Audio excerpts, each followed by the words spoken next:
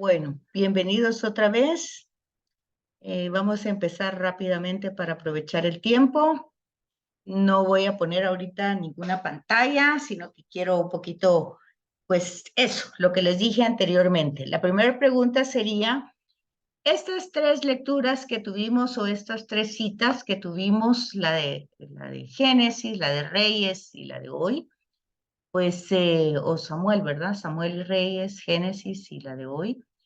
¿Qué, en qué, qué les hizo pensar? ¿Qué idea pueden tener en relación a la lectura bíblica? O sea, en relación a cómo debo leer la Biblia.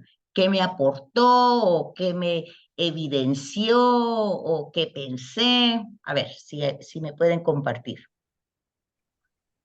Y Giovanni.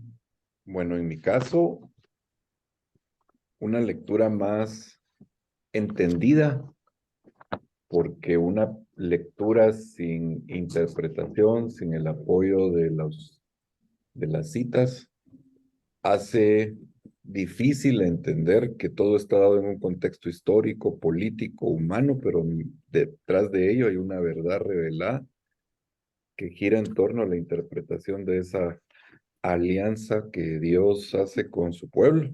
Ujú. Y este mensaje de amor, de fidelidad y de paciencia que tiene Dios, a pesar de las múltiples fallas, ¿verdad? Muy bien, Giovanni. Y digamos que hay que tomar en cuenta que el hilo conductor de la alianza le antecede las promesas, ¿verdad? Porque primero, viéndolo paulatinamente desde el principio, primero se van dando las promesas, se fija la forma pedagógica, didáctica, un poco una persona, está hablando de los orígenes de un pueblo, ¿verdad? Ahí el relato es etimológico porque Israel es el nombre de Jacob, que va a ser cambiado a Israel. Entonces tenemos que ir viendo esas fases desde el hilo conductor que se va presentando, o sea, las promesas que ha hecho Yahvé a Abraham y cómo se van desarrollando.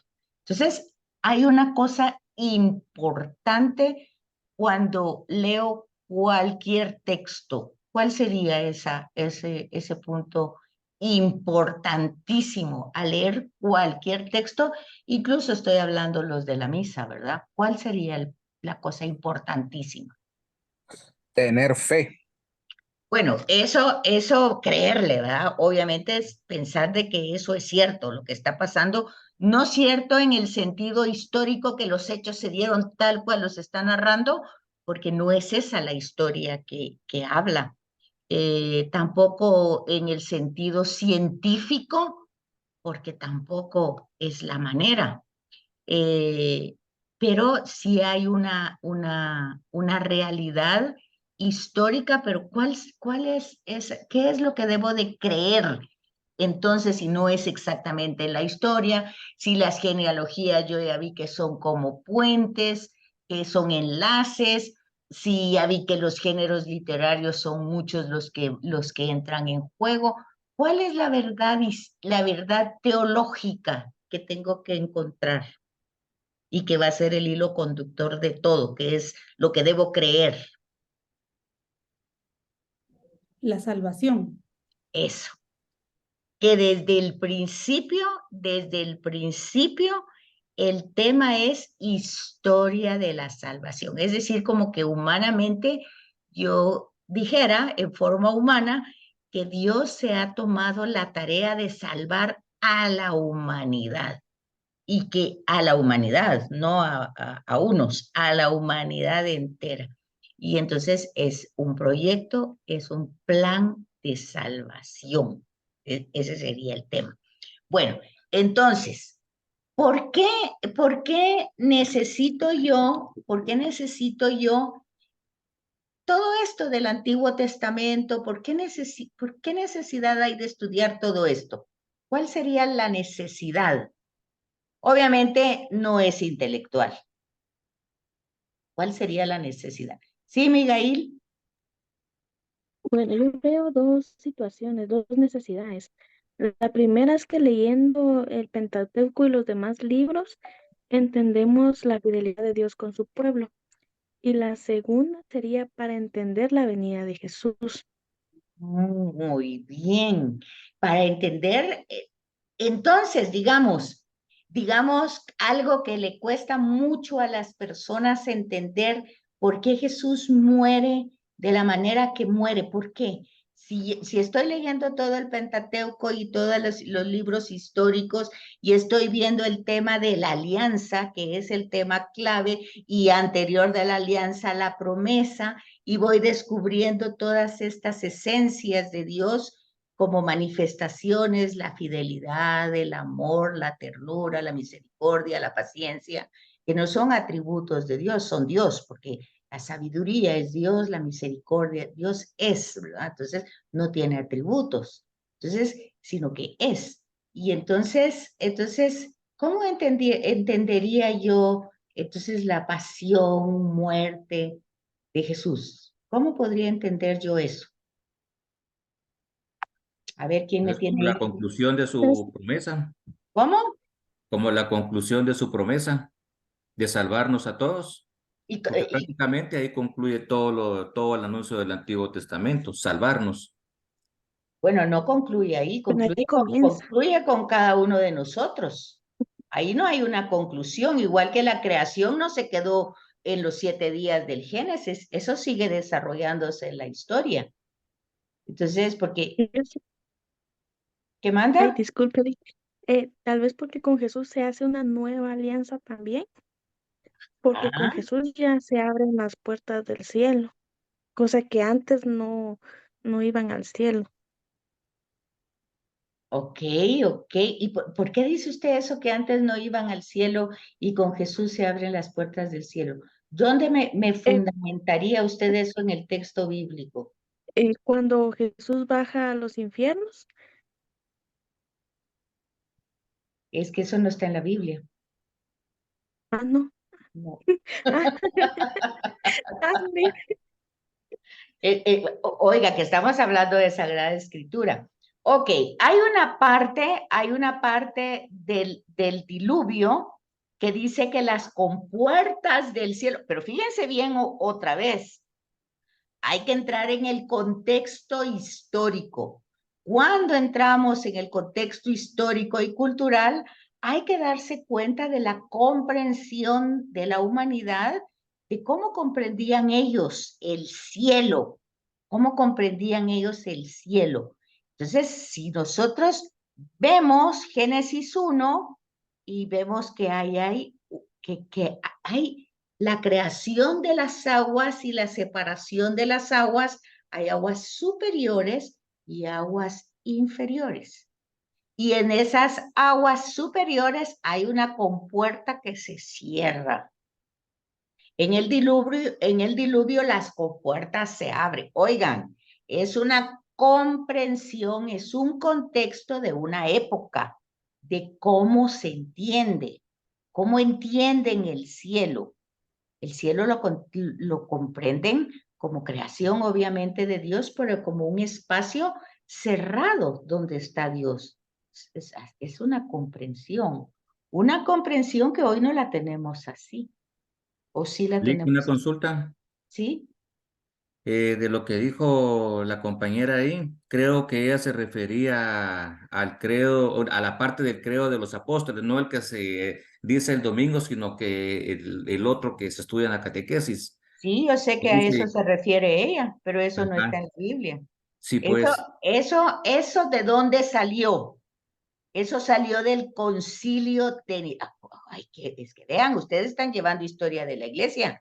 Concilio Niceo Constantipolitano.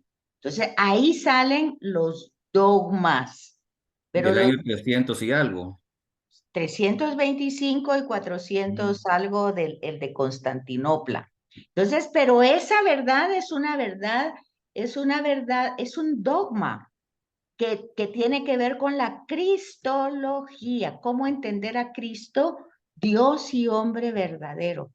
Entonces, vean que ustedes tienen que ir captando todo eso, porque por eso están recibiendo más cursos Sí, y sí. todos se conectan, porque todos salen de la Biblia, pero salen con una interpretación. Un dogma es una interpretación del texto bíblico, pero hay que saber argumentarlo.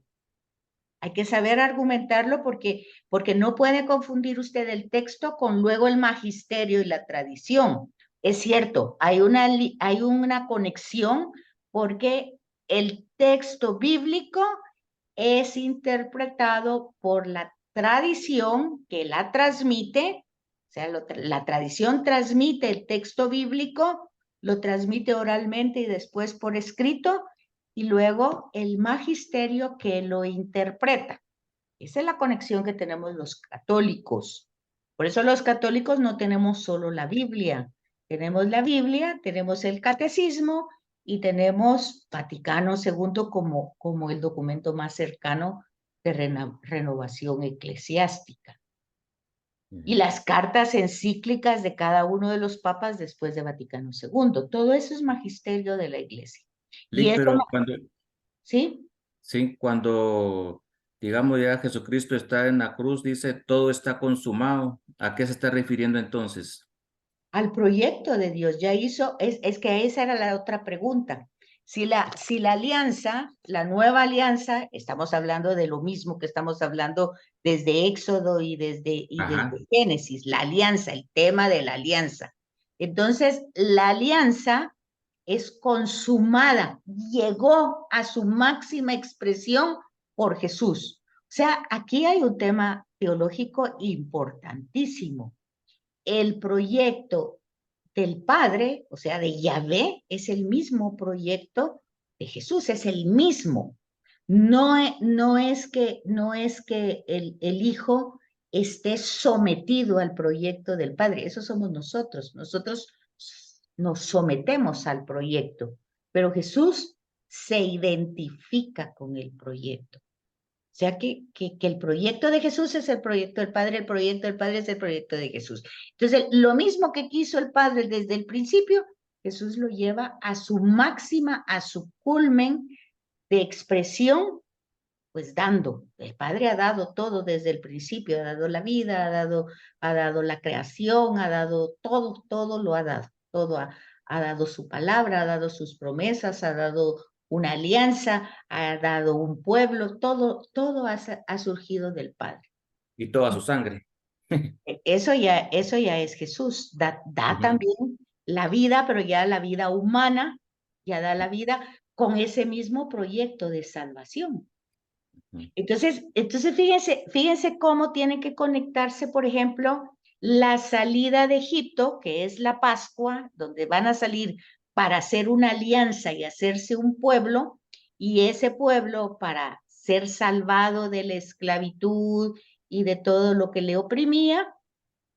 Y entonces luego tenemos todo lo que vimos, números, todo lo que costó. Hoy incluso la lectura de hoy del Éxodo era eso. Dice, ¿por qué nos sacaste de Egipto? Y si no habían tumbas en Egipto para que muriéramos ahí, no que vamos al desierto. O sea, siempre las quejas, ok.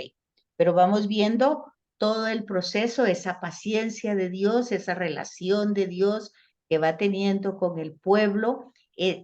Eso que va diciendo los salmos, lento para juzgar, lento, como que a veces nosotros quisiera que las cosas las hiciera mejor. O sea, ¿por qué no pasa esto? ¿Por qué no pasa lo otro? No. Su paso no tiene tiempo, no tiene prisa, no tiene lugar, es un espíritu. Entonces se va desarrollando la historia con esa sabiduría que solo le pertenece a él. Entonces Jesús se identifica con todo eso. Entonces, la alianza de Jesús es una alianza ya a nuestros ojos visible de cómo realmente Él es como una aspiradora que aspira todo el pecado del mundo. Ese es el sentido teológico de su muerte. Ese sentido teológico se lo da Él. ¿Y por qué se lo da Él? Pues porque identifica el proyecto de Dios con su propio proyecto. Entonces, él absorbe todo el mal, pero fíjense una cosa, el que no era pecado, obviamente se vuelve pecado, porque al absorber todo el pecado, pues ¿en qué se convierte? El pecado.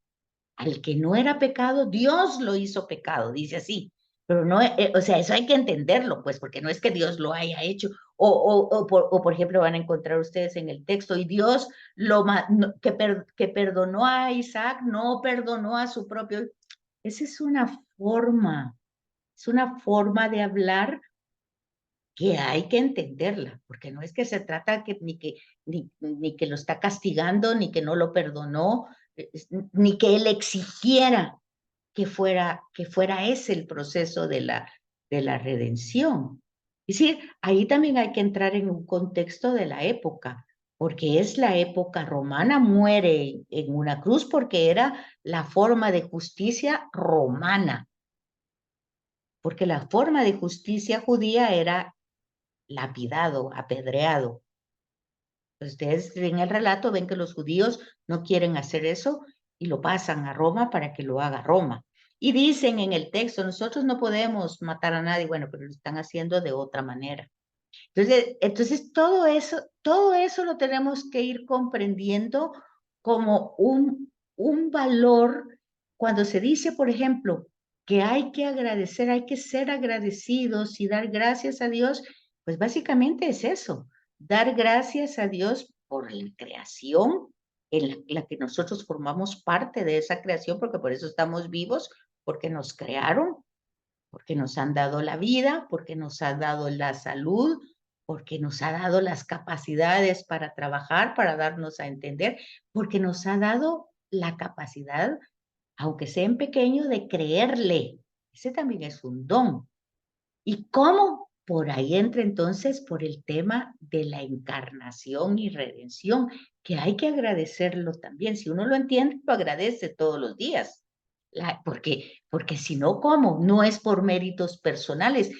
Todos los personajes de la escritura no tienen un currículum vitae para ser elegidos para nada. Simplemente misericordia y Dios que no que utiliza porque está la disponibilidad de la persona que se pone al servicio. Pero entonces yo debo de entender todo ese proceso de la historia para luego poderlo encarnar, porque no se trata solo de saberlo teóricamente o como ideas, sino ir viendo esa verdad que vamos viendo desde Génesis. Esa misma verdad la podemos ver en nuestra vida con todos los procesos que hemos visto.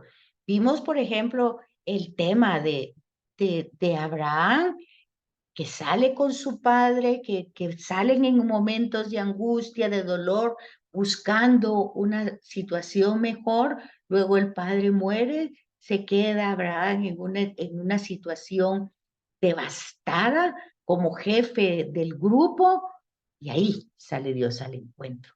Bueno, tendría que ser nuestra historia. Dios que sale a nuestro encuentro en esos momentos difíciles y que me promete y que me dice y que va caminando conmigo el camino de la vida. Bueno, ahí vamos. Y vamos viendo las promesas que le hace a Abraham, me las hace a mí. Porque no se trata de leer algo que pasó hace 2000, 4000 años y de qué me sirve a mí saber que eso le pasó a Abraham. Me interesa cuando sé que lo que le pasó a Abraham me pasa a mí también. Entonces yo quiero entender a Abraham porque es el modo de actuar de Dios y es el modo como yo lo voy a descubrir en mi historia. Y después vemos a David, bueno, también elegido, también vemos a Saúl, vemos todo el problema de la falta de la alianza, bueno, vemos todo eso y hay un solo ejemplo, porque hay muchos más ejemplos de David, pero ese fue uno, el que pusimos de alguien que salió pues a maltratarlo cuando él estaba mal, luego cuando él ya estaba bien pues trató pues, de pedir perdón y de decir que no lo maten porque ya era el rey, y luego David que promete no matarlo en la vida de él, bueno, cuando se está muriendo, dice, al hijo le dice como parte del testamento, pues tú, mira, este no tiene que quedar vivo. Ok, vemos una condición humana limitada, pero convencida de un solo Dios, queriendo con todo el ser servirle, a pesar de la naturaleza humana que es siempre un limitante, un condicionante, nunca vamos a entender todo totalmente, pero está ese proceso renovador. Ahí no se acaba la historia de David. Bueno, ahí se acababa porque se murió, ¿verdad? Pero se va la historia desarrollando y Dios sigue prometiendo porque es la promesa de Dios la que prevalece. No prevalece que David va a tener un vástago, o sea, un descendiente, porque era David. No se trata de eso. Es la promesa, es Dios que le ha prometido a David que su reinado va a permanecer. Ok, pero ya vemos que con Salomón se divide en dos, ya no permaneció porque se dividieron norte-sur, luego llega el problema de los otros imperios, el norte se termina con Asiria, el sur termina con Babilonia, llega Jesús y está pues los romanos, ya no hay ni siquiera rey, Herodes ni siquiera es rey judío, porque no era judío. Entonces, ¿dónde se ha visto que un rey pues sea rey de los judíos y él no es judío, ¿verdad? Entonces, pero Herodes era el grande, era el rey de los judíos por conveniencias políticas. Entonces yo tengo que ir comprendiendo todo eso y luego voy viendo por qué David tiene todo ese realce. Pues lo tiene porque Dios le hizo la promesa a David. ¿Por qué Abraham tiene el padre de la fe? Pues porque Dios le hizo esa promesa a Abraham y Abraham le creyó y David le creyó y cada uno va poniendo su granito de arena hasta que viene Jesús, que no es que le crea, sino que es. Entonces, el Evangelio de Juan vamos viendo cómo Jesús se identifica con el Padre. Quien me ve a mí ve al Padre, el Padre, soy testigo del Padre. Bueno, vamos viendo toda esa relación en el Evangelio de Juan, porque no es lo mismo leer los sinópticos que leer Juan. Entonces vamos viendo todo eso y es como un rompecabezas donde yo voy poniendo todos los relatos que están desarrollados en la Biblia y voy metiendo los míos, mi historia, porque eso tiene que ver. Pues si no, ¿por qué tu palabra es luz para mis pasos? No tendría sentido, si no, ni la entiendo, ¿cómo va a ser luz? Entonces, que tiene que ver mi historia y toda esa historia va entretejida. ¿Y para qué? Para que yo vaya viendo el rostro de Dios en mi historia y en los momentos dramáticos como en el de Abraham, como en el de Lot, que lo vimos hoy, como el de Moisés, que se ve en muchos momentos, y luego también como lo que acabamos de ver de David, pues todos esos momentos difíciles, como Dios sale al encuentro. Pero donde el tema se pone difícil es cuando conscientes de que hemos hecho una alianza con Dios, donde decimos que es el Señor, que lo reconocemos por lo que es, por lo que hace, como dice el Señor mío Jesucristo, por ser quien eres, no tanto por lo que da, sino por lo que es. Pero luego, pues con actos, con acciones, rompemos esa relación, pues ese es el problema, ¿verdad? Pero ahí es donde surge la iglesia luego y nos va dando pues como no las soluciones, sino nos va dando como el atenuante a cada falta con la confesión, con los sacramentos, que son signos sensibles de esa salvación. Entonces, vamos, es como les vuelvo a repetir, es un gran rompecabezas con una visión en conjunto completa donde cada uno de nosotros está metido, pero cada uno de nosotros tiene la responsabilidad de comprenderlo. Entonces, aquí lo único que hacemos es dar ciertas claves para esa comprensión. Ahora les decía yo como segunda pregunta, ¿por qué si yo ya conozco todas estas claves, no las pongo en práctica? ¿Cuál es el obstáculo? Que yo creo que eso sí quedó entendido, cuáles son las claves de lectura. ¿Por qué no las pongo en práctica los domingos, por ejemplo? ¿Por qué?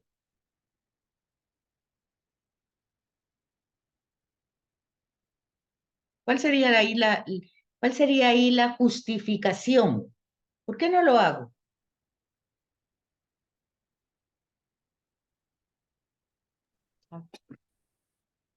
Pues podría ser pura dejadez. Pura dejadez, bueno, ¿Sí? pues Pero, Lick, una preguntita.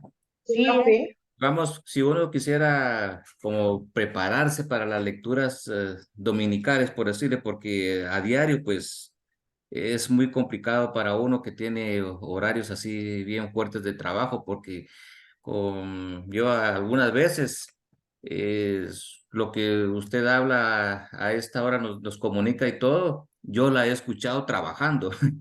¿Verdad? ok. Entonces, no es de que no todas las veces yo me siente como un alumno, ¿verdad? Sino que realmente a veces trabajando tengo que escucharla y a veces haciendo bulla, porque mi trabajo es de bulla y a veces estoy barrenando, estoy puliendo, estoy cortando, pero tengo la quejo de que usted sube la charla y el otro día trabajando así, termino de concluir lo que usted a veces ha explicado. Ahorita pues sí tengo, gracias a Dios, la oportunidad de estar aquí pendiente y viendo aquí todo, pues, ¿verdad? Pero no siempre, pero digamos para la lectura dominical uno pudiera prepararse más, digamos, yo tengo este libro que se llama Comentario Bíblico Latinoamericano, que Ajá, es de Armando Leborati.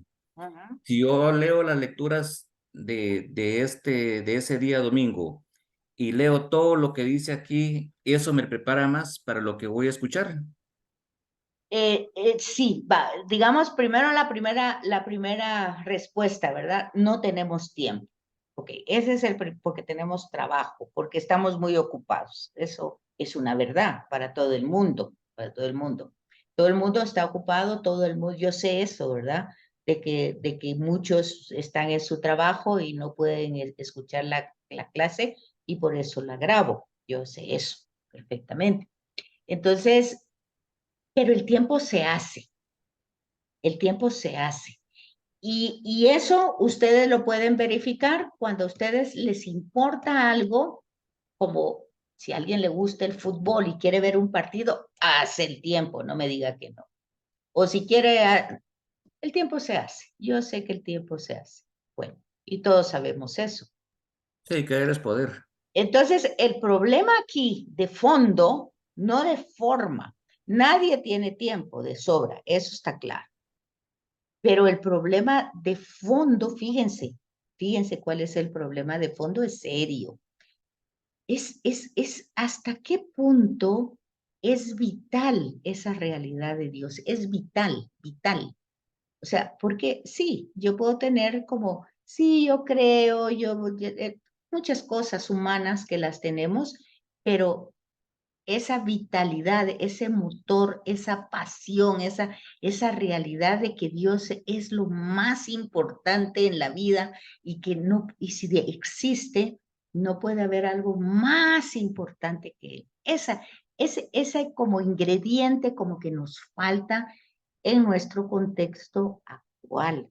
Y miren, no es para hacernos sentir mal, porque eso es muy, muy general en todos los niveles. Es tema de prioridades. Y entonces, y eso tampoco es solo de nuestra generación. Para que un mandamiento de la Iglesia antes de Vaticano II sea oír misa entera todos los domingos y fiestas de guardar, para que ese sea un mandato, ya nos dice mucho. Quiere decir que no es algo espontáneo, algo que yo tengo que buscar. Cuando la gente dice, es que a mí me cuesta orar, bueno, y ahí también vemos el mismo problema, porque es que la oración es un diálogo con un ser que me ama. Entonces yo le voy a contar mis cosas y luego en su palabra voy a descubrir pues algunas inquietudes que yo tengo. Pero si yo no tengo esa conexión, difícilmente, difícilmente. Entonces, hay un problema de fondo. Yo sé el tiempo, pero el problema de fondo es mayor que el de forma, porque si el de fondo existiera, la motivación existiría. Y es muy sencillo. Para preparar las lecturas del domingo, primero las debo de leer sencillamente y luego las tengo que poner en contexto. Por ejemplo, es muy fácil ponerlas en contexto. Por ejemplo, ahorita se están leyendo las parábolas de Mateo, están colocadas en un grupo. Entonces, no es difícil ver que en varios domingos se van a leer las parábolas. Antes de estas parábolas se leyeron todo el tema de las bienaventuranzas de Mateo. Estamos leyendo a Mateo. Entonces vamos leyendo eso. Ahora, ver cómo el Evangelio conecta con Pablo, que es la exhortación a las comunidades de ese Evangelio, y cómo conecta con la primera lectura el tema de la promesa y la alianza, que son los hilos de conductores que tiene que llevar. Entonces, lo leo para ponerlo en contexto, utilizo las lecturas, las que me van dando los al margen, o sea, las coordenadas, y luego las notas de pie de página, y por lo menos yo ya tengo un sentido de lo que Dios va a hablar. Como cuando yo voy a tener un acercamiento con una persona importante, yo sé el tema que vamos a tratar. Entonces, sé el tema, me preparo en el tema, y ya sé de qué me va a hablar, qué le voy a contestar, cómo me ubico en ese. Es tener una relación, pues, una relación con una persona. Y yo creo que otro punto de fondo es que parece que todavía tenemos a Dios como una idea, no como una persona. Entonces todavía vivimos el cristianismo como un ideal, no como un proyecto, ¿verdad? Como un proyecto de Dios donde hemos sido invitados por Jesús a participar de ese mismo proyecto. ¿Y cuál es ese proyecto? Pues el que tiene desde el principio, la salvación de la humanidad. Y desde ese contexto tiene sentido el perdón. ¿Por qué tengo que perdonar yo al otro? ¿Por qué si yo no quiero, no me dan ganas, no puedo hacerlo? Ok, porque perdonar al otro es darle el password a la salvación, dárselo a él y ayudarme a mí. ¿Y cómo puedo hacerlo si no quiero, si no puedo, si me ha lastimado mucho? Ok, entonces yo por eso platico con el Padre por méritos de Cristo, que me ayude con su espíritu a hacer eso, porque eso va a servir para el proyecto. Esa persona no se va a salvar porque yo la perdoné, se la va a salvar porque Dios quiere salvar a todos. Entonces, hay que tener en cuenta todo eso, vuelvo a repetir, como un gran rompecabezas donde todo va insertado, pero va insertada, y saber por qué hago las cosas. No las hago porque sea buena gente o buena persona o tenga buenos sentimientos o buen corazón o sea caritativo. No, el proyecto es de Dios. Y así como Jesús y se identificó con ese proyecto, yo tal vez no me identifico, pero pero me atrae la persona de Jesús y quiero seguirlo. Entonces, participo del proyecto con la dificultad humana que tengo, pero Él también prometió asistirme con su espíritu. Entonces yo le pido que me asista, porque lo prometió y porque Él dice que lo pida. Entonces le pido, no puedo hacer esto, pero ayúdame a hacerlo, porque yo quiero participar en el proyecto y ser útil. Y no puedo perdonar, pero el proyecto lo necesita y yo quiero hacerlo, pero no puedo, ayúdame. Y así, ahí entra la oración y ahí entra todo, y todo viene desde el principio, desde Génesis, y llega a su plenitud con Jesús, y nosotros, si Jesús nos atrae, pues vamos entrando en este esfuerzo de conocer un poquito la escritura antigua. ¿Por qué?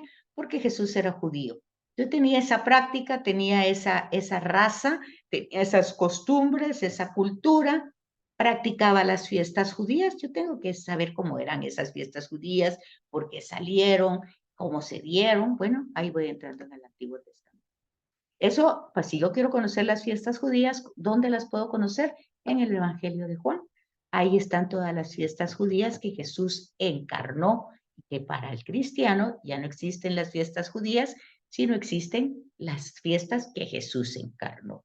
Le dio un sentido diferente a la Pascua, a los tabernáculos, a las luces, en fin, eso está en el Evangelio de Juan.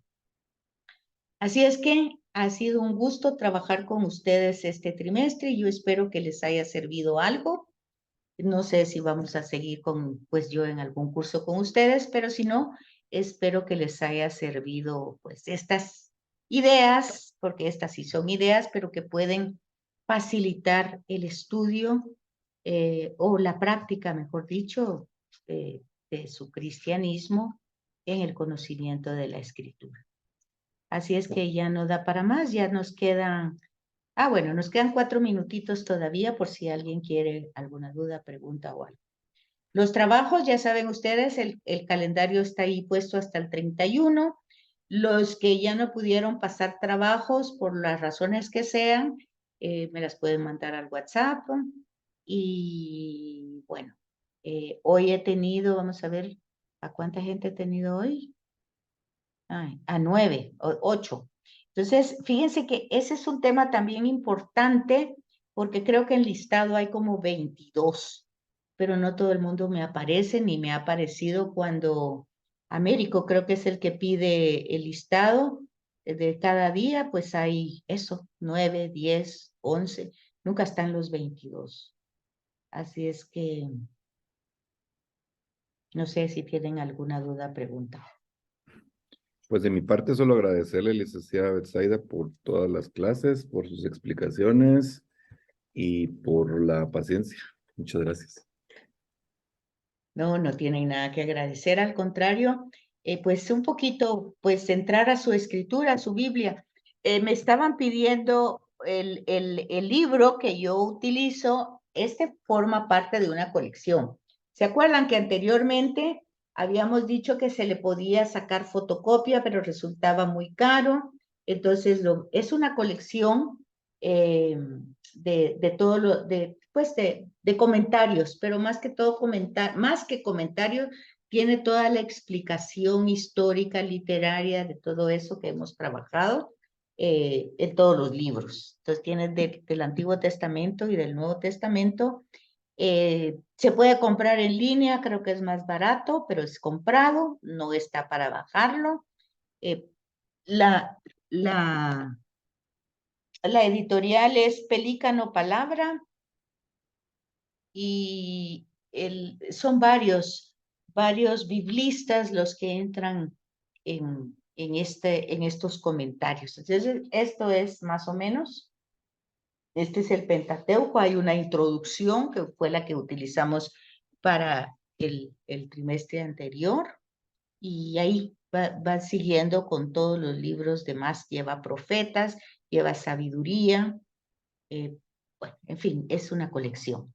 Entonces, ahí, si ustedes quieren hacer su colección, pues ahí la venden en la Loyola o la pueden tener en línea y no son baratos, pero es importante que, que si no pueden tener eso, por lo menos tengan una Biblia que tenga comentarios de estudio, o sea, ya sea la Jerusalén, nuestro pueblo, o el Peregrino, que son las Biblias que tienen más grandes comentarios que pueden ayudar.